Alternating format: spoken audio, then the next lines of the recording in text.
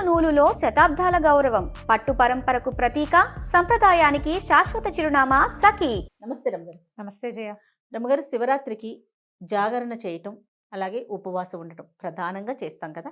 అసలు జాగరణ ఎలా చేయాలి, ఉపవాసం అంటే ఎలాంటి నియమాలు పాటించాలి? ఉపవాసానికి సరైన అర్థం సమీప వసనము, భగవంతునికి దగ్గరగా ఉండటం. అంటే ఇప్పుడు మనం అన్నం తింటాం అనుకో, అన్నం తినగానే ఆవకాయ వేసుకుందాం, లేదా ముద్దపప్పులోకి నెయ్యి వేసుకుందాం, దాంట్లో ఆవకాయ నలుచుకుందామా, మాగాయ నలుచుకుందాం, దెబ్బకాయ నిమ్మకాయ నలుచుకుందామా అనిపిస్తుంది ఊహ.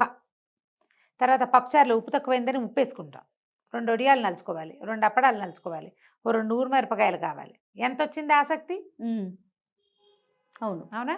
అన్నం హెవీగా తినేటప్పుడు బాగుందని ఇంకో ముద్ద ఎక్కువ తింటాం, పొట్ట నిండా ఉంటుంది అని ఆవలిస్తాం. ఎస్. ఈ మొత్తం క్రియలో భగవంతుడు ఉన్నాడు ఎక్కడైనా. పొట్టలో ఉన్న భగవంతుడిని, వైశ్వానరుణ్ణి మనం పూజించాం. పొట్టలో ఉంటుంది, అదేమిటిది, ఒక అగ్ని, వైశ్వానరాగ్ని అంటారు, ఏదో అగ్ని. మొత్తానికి ఈ అగ్నిని పూజించాం. కానీ విరాట్ పురుషుడైన పరమేశ్వరుని పూజించిన దాఖలాలు లేవు, అందులో ఉండవు కదా. అందుకని ఏంటంటే ఆహారం హెచ్చుగా తీసుకోకూడదు. స్వల్పమైన ఆహారంతో, నామినల్గా పొద్దున్న దేవుడికి నివేదన చేసిన పళ్ళు, కాస్త మంచినీళ్ళు తీసుకుంటూ ఫలహారంతో ఉపవాసం చేస్తే మంచిది. చిలకడ దుంప కూడా తింటా వస్తున్నా అందాక. అక్కడి నుంచి స్వల్పాహారం అంటే ఫలహారం అనుకుందాం, పళ్ళు తింటాం. ఈ ఫలాహారం కాకుండా మనం ఏదైనా ఉప్మాలు, తర్వాత ఏమో ఒక దిబ్బరొట్టె, ఉప్పుడు పిండి, ఇలాంటివి చేసుకుని తినే ఆ ఉపవాసం ఒక రకం. వీళ్ళు ఏంటంటే టాబ్లెట్లు వేసుకోవాల్సిన వాళ్ళు, ఉండలేని వాళ్ళు, అన్నం మీద బెంగొచ్చేసి శివుడి మీద శ్రద్ధ తగ్గిపోయే రకం వాళ్ళు. వీళ్ళు ఏం చేస్తారు, కాస్త ఏదో తింటే అన్నానికి భిన్నమైన పదార్థం ఒకటి, ఘన పదార్థం వెళ్తే 1-2 కాఫీలతోటి ఉపవాసం అయిపోతుంది. అవును, ఇదొక పద్ధతి.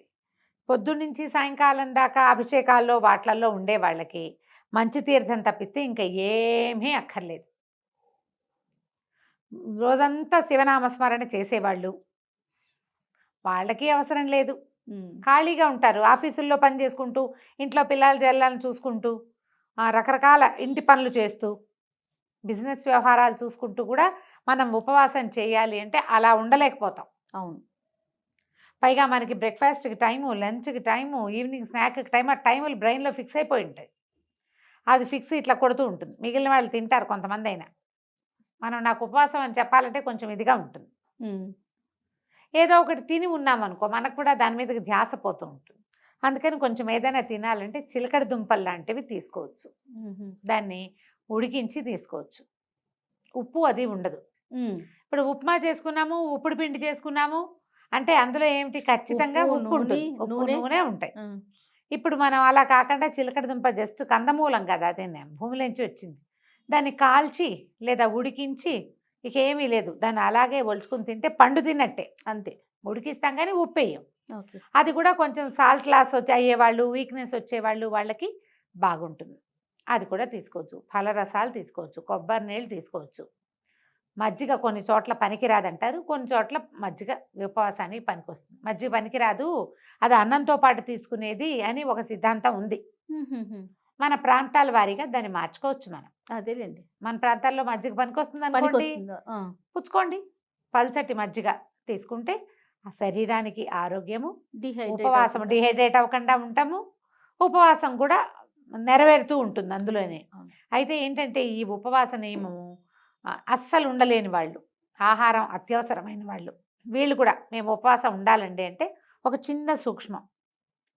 పొద్దున దేవతార్చన చేసుకుంటాం కదా, దైవారాధన ఏదో చేసుకుంటాం, పూజ పునస్కారం సింపుల్గా అయినా దీపం పెట్టి ధూపం చూపించి తర్వాత 2 అరటిపళ్ళు నివేదన పెట్టే అలవాటు ఉన్న వాళ్ళు కూడా పొద్దున మీరు ఏం వండుకుంటారో, ఉప్మా అయినా సరే దాన్ని దేవుడికి నివేదన చేయండి. ఓకే, అన్నాన్ని మీరు పెట్టుకున్నటువంటి పప్పు, కూర, చారు, ఆ పదార్థాలతో పాటుగా నివేదన చేయండి, చూపించండి దేవుడికి. ఆ నివేదన చేసింది ప్రసాదం అనబడుతుంది. అన్నం అనకూడదు ఇంకా దాన్ని. ఓకే, ప్రసాదాన్ని తీసుకోండి. ఆరోగ్యం సరిలేని వాళ్ళు, కడుపుతో ఉన్న వాళ్ళు కూడా చేయొచ్చేది ఉపవాసమే. అది ఉపవాస నియమాలు, ఇది ఒక సూక్ష్మం. ఈ నివేదన చేయబడని ఏ వస్తువుని తినద్దు. మధ్యాహ్నం బిస్కెట్లు, సాయంకాలం చాక్లెట్ నోట్లో వేసుకోవటాలు అవి చేయొద్దు. కాఫీ, టీ, పాలు, మజ్జిగ ఈ 4టికి ఎగ్జంప్షన్. ఘనమైన ఏ పదార్థమైనా సరే పొద్దున నివేదన చేస్తే తీసుకోండి. సాయంకాలం కూడా దేవుడికి చూపించిన పళ్ళు తీసుకోవచ్చు. మీరు పొద్దున అన్నము తినేస్తారు, రాత్రికి పళ్ళు తింటారు, ఉపవాసం సరిపోతుంది. ఎవరైనా ఏదైనా ఆఫర్ చేస్తే తీసుకోవద్దు. నేను అన్నం తినేసా అని చెప్పండి, నేను ప్రసాదం తిన్నా అని చెప్పండి. ప్రసాద భావనలో ఉండాలి. ప్రసాదమే తీసుకుంటాం. దసరాల్లో ఒక సంవత్సరం చాలా తీవ్రమైన అనారోగ్యం చేసింది నాకు. కానీ నాకు ఉపవాస నియమం చేయడానికి వీల్లేదు. తప్పకుండా ఉపవాసం చేయాలనే ఉంది. మేము ఈ నియమం తీసుకున్నాం. మాకు ఒక పెద్దవారు బోధించారు ఇది. ఓహో. పొద్దునే నివేదన చేసేస్తావా, అన్నం కూర ఏం చేస్తావో అది కానిది మరమరాలు కూడా మరమరాల్లో ఒక కణం కూడా తీసి నోట్లో వేసుకోకూడదు. నివేదన చేసింది మాత్రమే పుచ్చుకోవాలి. సాయంకాలం నివేదన చేయండి, అది పుచ్చుకోండి, అంతే. బాగుంది. ఇలా చేయొచ్చు.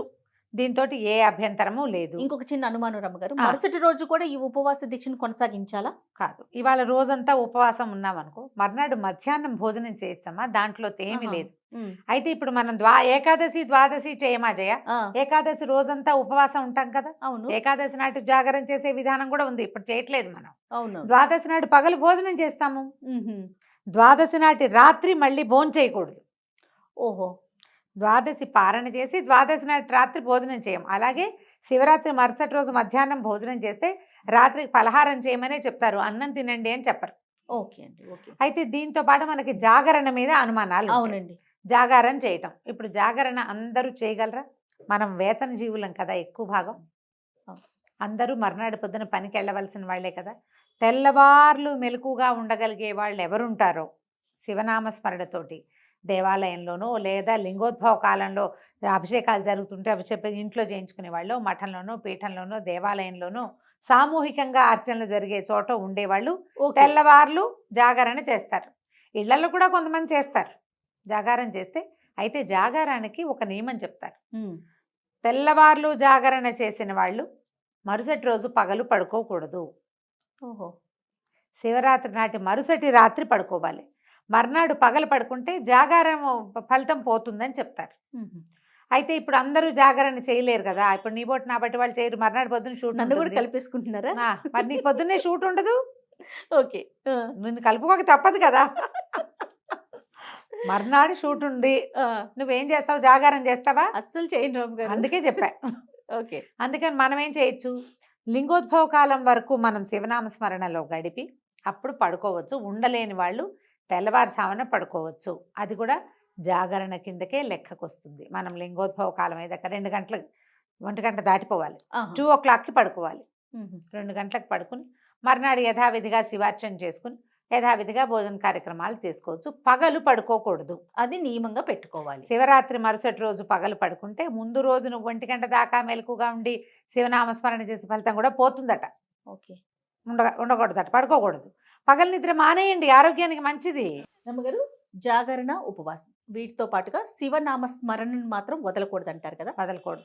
సామాన్యులు కూడా అనుకోవటానికి వీలుగా ఎలాంటి మంత్రం చెప్తారండి? పంచాక్షరి ఓం అంతే, నమ ఓం శివాయ. నమః శివాయనా? అసలు అంతకు మించింది ఉంది ఆ మహామంత్రం కదా.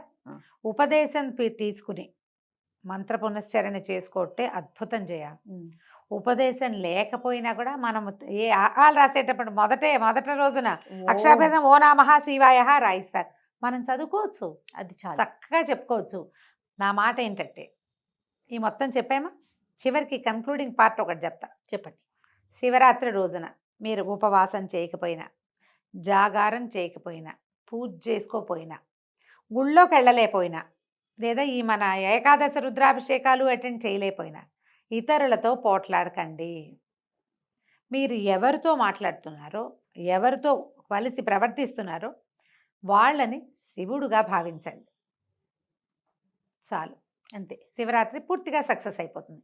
ఈ రోజున మీరు దుర్భాషలాడటము, పోట్లాడటము, అనవసరమైన వాదనలకు దిగటము, అక్కర్లేని వ్యవహారాలు చేయటము అది మాత్రం చేయబోకండి. ఈ పూజా విధానం అవన్నీ మనకి చేత కాకపోయినా ఓం నమ శివాయ, ఓం నమ శివాయ, ఓం నమ శివాయ అనుకున్నా నిరంతరం జపిస్తూ ఉంటేనే, నిరంతరము జపిస్తూ ఉన్నా కూడా సరిపోతుంది. జపం కూడా చెయ్యము, మాకు ఇష్టం లేదు, మాకు చేత కాదు అనుకునేవాళ్ళు కనీసం పోట్లాడకండి. బాగుంది. ఈవేళ శివుడు భూమి మీద నడుస్తున్నాడు, మనకి ఎదురవుతాడు అన్న భావనతో పనిచేయండి, చాలా బాగుంటుంది జీవితం. సూపర్ రమ్మగారు. నమస్తే. నమస్తే.